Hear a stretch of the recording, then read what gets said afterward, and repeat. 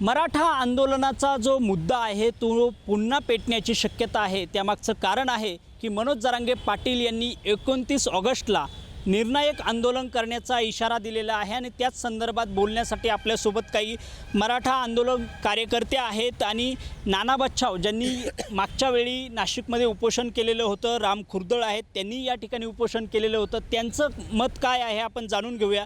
नाना, काय सांगाल? मनोज जरांगे पाटील यांनी सांगितलेलं आहे की 29 ऑगस्टला मी पुन्हा आंदोलन करणार आहे आणि ते निर्णायक असेल। आता त्यांचा ॲक्च्युली पश्चिम महाराष्ट्राचा दौरा त्याच अनुषंगाने सुरू आहे आणि प्रचंड प्रतिसाद समाजाकडून त्या सगळ्या गाठीभेटी दौऱ्याचं रूपांतर अक्षरशः मोठमोठ्या सभांमध्ये होतं आहे। ज्या पद्धतीने प्रतिसाद मिळतो आहे, मला वाटतं ते आंदोलन प्रचंड मोठं तयार होईल।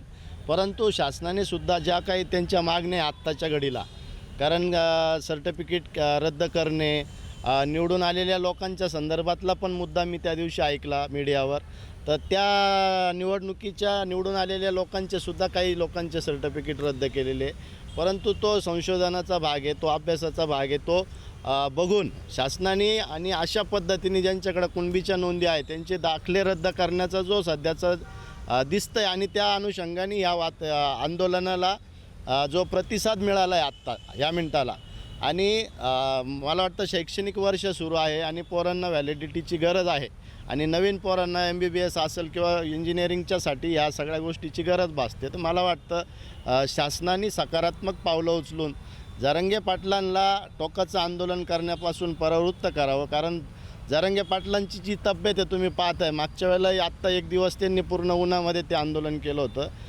पाटलांच्या तब्येतीची सगळ्या महाराष्ट्रातील मराठा समाजाला काळजी आहे।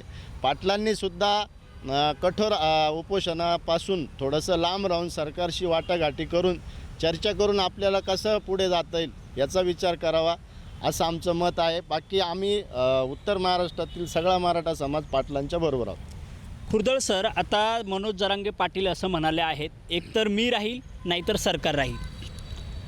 अगदी बरोबर आहे ना, कारण ज्या अर्थी मनोज जरांगे पाटील आपल्या जीवाचं रान करून उपोषणं करत आहे, महाराष्ट्रातल्या अनेक लोकांनी त्या आंदोलनाला पाठिंबा देण्यासाठी उपोषण केले, अन्नत्याग केला आहे, पाणी सोडलेलं आहे आणि अनेक दिवस साखळी उपोषणं केले। हा मराठा समाज उपोषणासाठी रस्त्यावर का आलेला आहे हे सरकारने समजून घेणं गरजेचं आहे। सरकार खुर्चीवर बसतं पण त्यामागे मराठा समाज आहे, लक्षात ठेवा।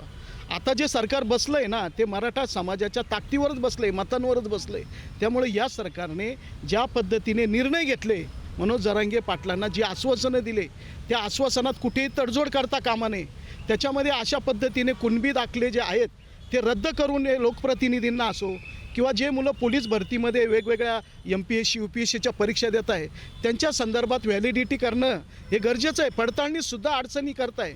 अधिकाऱ्यांनीसुद्धा शासनाचा आदेश हा शिरसावंद्य मानला पाहिजे, पण कुठल्याही मंत्र्याने मराठा द्वेष करू नये असं आमचं मत आहे। कारण मराठा समाज हा महाराष्ट्रातला सर्वाधिक मोठा भाऊ, सगळ्या समाजाचा मोठा भाऊ आहे आणि हा मराठा सरकारचं हे षडयंत्र आहे असं वाटतं आपल्याला?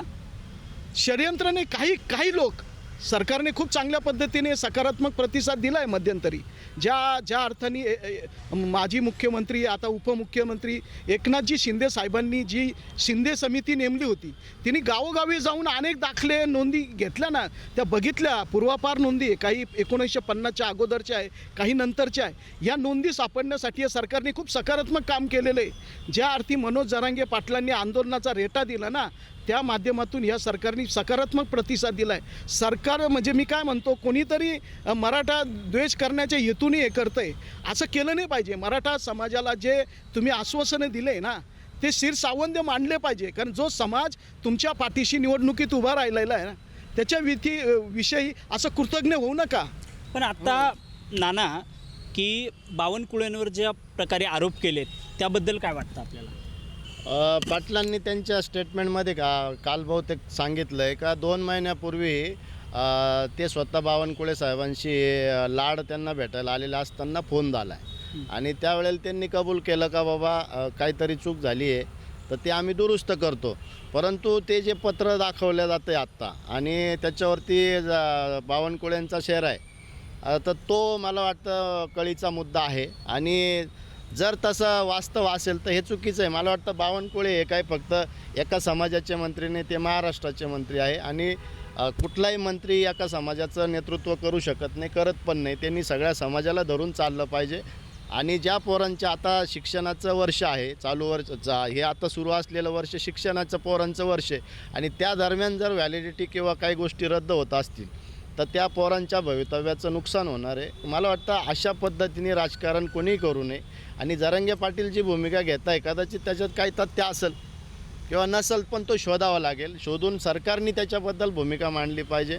मला वाटतं मुख्यमंत्र्यांनी त्याच्यावर स्टेटमेंट दिलेलं आहे आणि एकनाथ शिंदे साहेबांनी जसं रामभाऊंनी सांगितलं, एकनाथ शिंदे साहेब मुख्यमंत्री असताना 58 लाख नोंदी पूर्वीच्या असतील, कदाचित काही नवीन पण शोधल्या, परंतु शिंदे समितीला आत्तासुद्धा मुदतवाढ 1 वर्षाची मिळालेली आहे आणि ते त्या पद्धतीने जे मागच्या काळात 58 लाख नोंदी शोधून नाशिकमधील मराठा समाजाची देखील मागणी आहे की सरकारने यावर लवकर तोडगा काढला पाहिजे. कॅमेरा पर्सन आकाशसह मी विठ्ठल भाडमुखे, आपलं नाशिक.